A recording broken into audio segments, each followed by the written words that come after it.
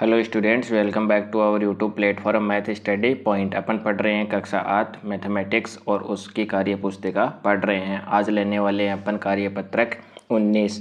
इसका लेवल कैसा रहने वाला है? लेवल इसका सरल ही रहने वाला है। दक्षता की बात करें तो पूर्णांक संख्याओं की समझ बना पाना, यानी कि इस कार्यपत्रक को पढ़ के अपन को पूर्णांक संख्याओं के बारे में समझ आएगी, यानी कि पूर्णांक संख्याएँ क्या होती हैं।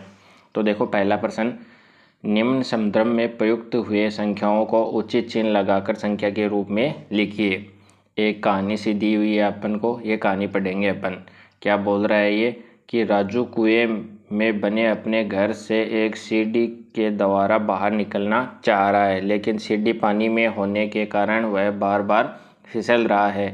जैसे ही राजू ऊपर की तरफ छलांग लगाकर चढ़ने की कोशिश करता है, वह वापस फिसल जाता है। वह लगातार कोशिश कर रहा है। वह हर छलांग में 2 पायदान ऊपर चढ़ता है, लेकिन फिसलन के कारण एक पायदान नीचे आ जाता है। यानी कि मैं आपको बताऊं तो आपको ये चित्र दिखाई दे रहा होगा। ये एक कुआं है, इसमें एक मेंढक है और सीढ़ी लगी हुई है। तो ये मेंढक क्या करता है, एक बार में 2 पायदान चढ़ता है और वापस एक पायदान फिसल जाता है। इस प्रकार से वो छलांग तो 2 लगाता है, लेकिन एक पायदान पे ही पहुंच पाता है।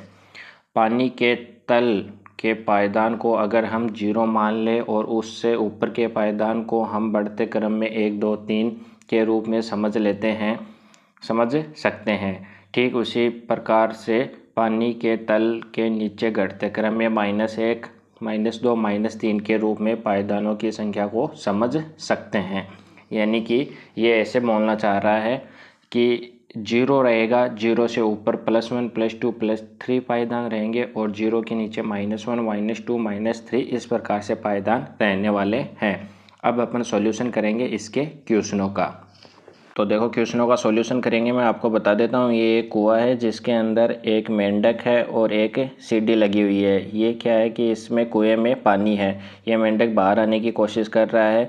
ये एक बार में 2 छलांग लगाता है, यानी कि एक पायदान 2 पायदान तक पहुँचता है, लेकिन पानी होने के कारण ये फिसल जाता है और वापस एक पायदान नीचे आ जाता है। इसका मतलब एक बार में वो छलांग लगाएगा तो एक पायदान पे ही चढ़ पाएगा। इस प्रकार से अपन इसके क्वेश्चन सोल्व आउट करेंगे। पहला प्रश्न है, क्या आप बता सकते हैं कि राजू अभी कौन से पायदान पे खड़ा है? तो देखो, कौन से पायदान पे खड़ा है, इस पे। तो ये कितने नंबर का है, 1 2 3। तो अपन यहाँ लिख देंगे कि राजू है वो तीसरे पायदान पे खड़ा है। कौन से पायदान पे खड़ा है? तीसरे पायदान पे खड़ा है। 2 छलांग में राजू कौन से पायदान पे पहुँचेगा? 2 छलांग और लगाएगा राजू। अब यहाँ पे है राजू तीसरे पे, तो 2 छलांग लगाएगा। पहली छलांग लगाएगा तो वो 2 चढ़ेगा, एक वापस आ जाएगा, 4 पे आ जाएगा। फिर से वो 2 लगाएगा और एक वापस आ जाएगा, तो वो कौन से पायदान पे पहुँच जाएगा? 5वें पायदान पे पहुँच जाएगा। 5वें पायदान पे पहुँच जाएगा अगर वो 2 छलांग और लगाता है, क्योंकि तीसरे पे है वो। 2 छलांग लगाएगा, पहली छलांग लगाएगा, 5वें पे पहुँचेगा, फिसलेगा, फिर 4 पे आ जाएगा। फिर 4 पर आने के बाद में दोबारा से एक छलांग वो लगाएगा, 6 पे पहुँच जाएगा, 6 से एक वापस फिसल जाएगा, 5 पे आ जाएगा। आगे चलो, पायदान संख्या 0 से 2 पर आने जाने के लिए राजू को कितनी छलांगें लगानी पड़ेंगी? राजू को 0 से 2 पे जाना है, तो राजू क्या करेगा, पहली छलांग लगाएगा, 2 पे पहुंच जाएगा, फिर वापस 1 पे आ जाएगा। ठीक है, फिर से दोबारा से छलांग लगाएगा, 3 पे जाएगा और फिर दूसरी पे आ जाएगा। इस प्रकार से राजू को 0 से 2 पे पहुंचने के लिए 2 छलांगें लगानी पड़ेंगी। कितनी छलांगें लगानी पड़ेंगी? 2 छलांगें लगानी पड़ेंगी।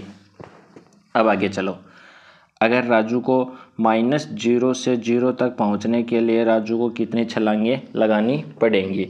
अब ऐसे सोच लो कि 0 से 5 पे पहुंचना है या फिर -5 से 0 पे पहुंचना है, एक ही बात है।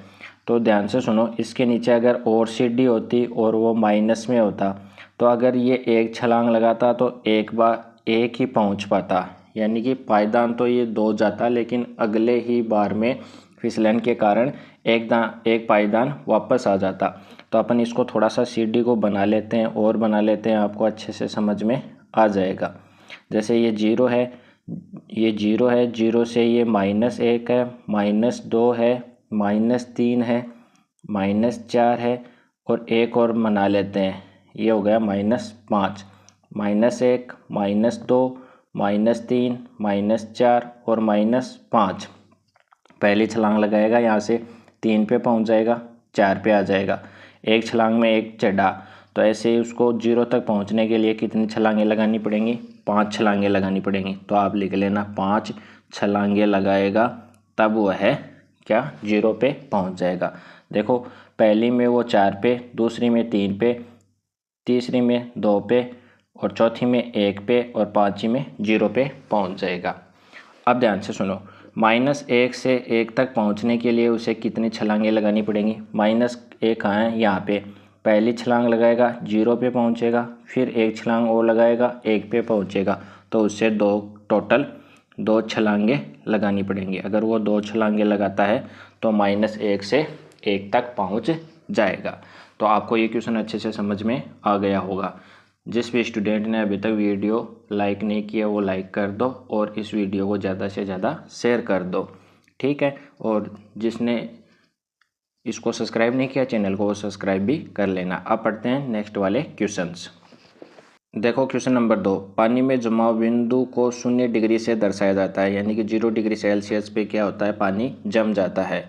यदि माउंट आबू का तापमान जमाव बिंदु से कितना कम है? 2 डिग्री कम है, तो इसे लिख सकते हैं, तो इसे -2 डिग्री सेल्सियस लिख सकते हैं। सर्दियों में यदि कश्मीर का तापमान जमाव बिंदु से स्पेस कम होता है तो उसे -10 डिग्री लिखते हैं। तो अगर वो जमाव बिंदु से 10 डिग्री कम हो तो उसे -10 डिग्री लिखते हैं। हो गया ये क्वेश्चन। नेक्स्ट, निम्नलिखित में से जो तापमान अधिक है उस पर गोला लगाइए।